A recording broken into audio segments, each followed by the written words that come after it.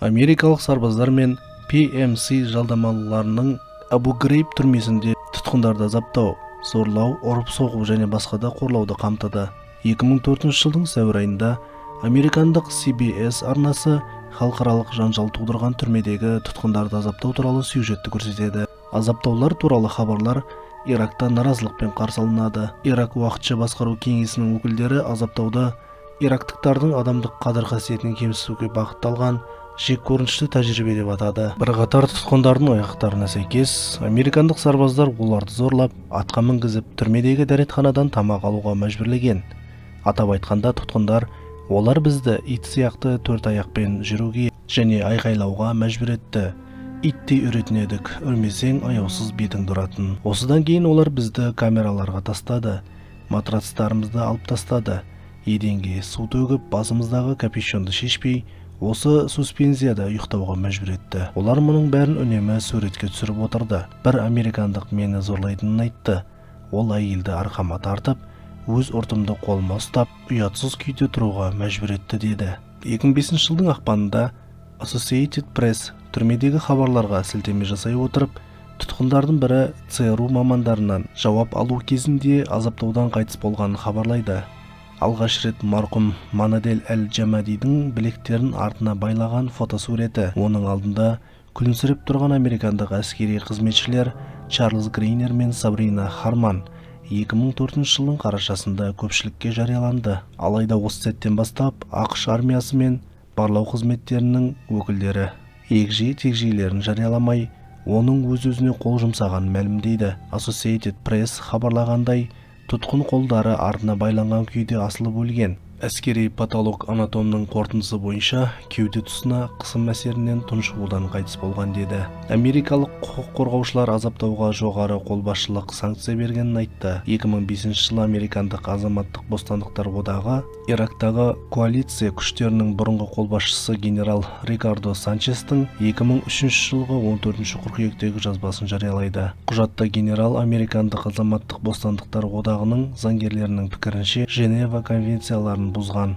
кейбір жауап алу әдістерін қолдануға рұқсат берді деді. Нью-Йоркер журналы 2004 жылдың мамыр айында ақш қорғаныс министрі Дональд Рамсфельдті тұтқындардан жедел ақпарат алу үшін оларды азаптауға рұқсат берді деп айыптайды. Кеннет Рот, Human Rights Watch ұйымының атқарушы директоры былай дейді: Америка құрама штаттары моральдық биіктіктен айырылып, қақтығыстағы американдық сарбаздарды қорғауға арналған халықаралық ережелерге шектеу қойды деп атап өтті. Пентагон өз кезегінде былай деп мәлімдеді: Қорғаныс департаментінің бірде-бір жауапты қызметкері жақында жарияланған бейнелер мен фотосуреттерде көрген теріс әрекеттерге келетін бағдарламаны мақұлдаған жоқ деді. 2005 жылдың қаңтарында сотта айыпталушылардың бірі әскери маман Чарльз Грейнердің адвокаты. Ол өз жұмысын атқарды, бұйрықтарды орындады және бұл үшін мақтауға лайық деді.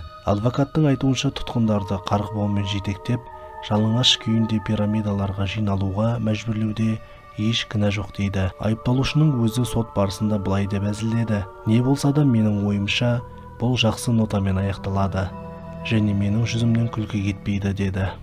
Генерал Антонио Тагуба дайындаған ішкі баяндамада Тагуба есебінде мұндай шектеу жағдайларын жасау әскери барлау мен басқа федералды агенттіктердің талабы екендігі айтылған. Жаппай азаптау тек барлау мәліметтерін алу үшін ғана емес, сонымен бірге Ирак қоғамына қысым көрсету үшін де мемлекеттік террор ретінде қолданылған деген нұсқа бар. Тұтқындарды азаптау кезінде американдық сарбаздар құрбандарының алдында суретке түскен.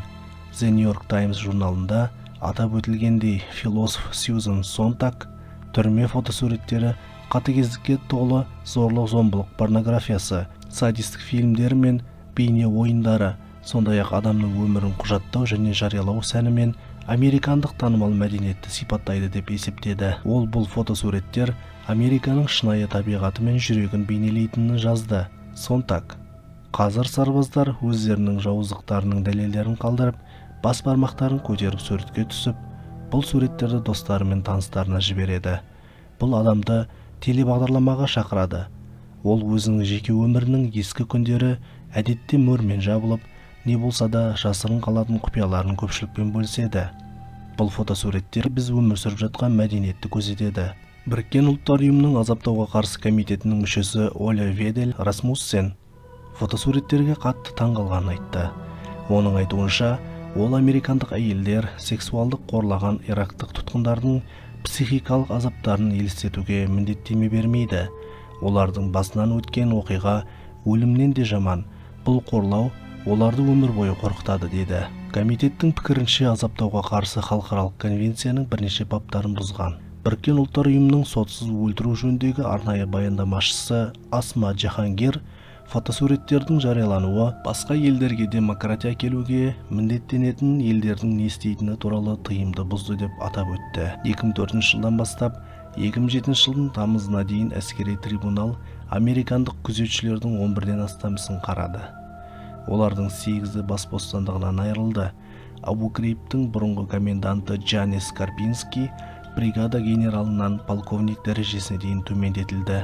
Ал түрмедегі әскери барлау бөлімін басқарған полковник Томас Паппас қызметінен босатылып, $8,000 айыппұл салынды. Сабрина Харман 6 ай түрмеде отырды.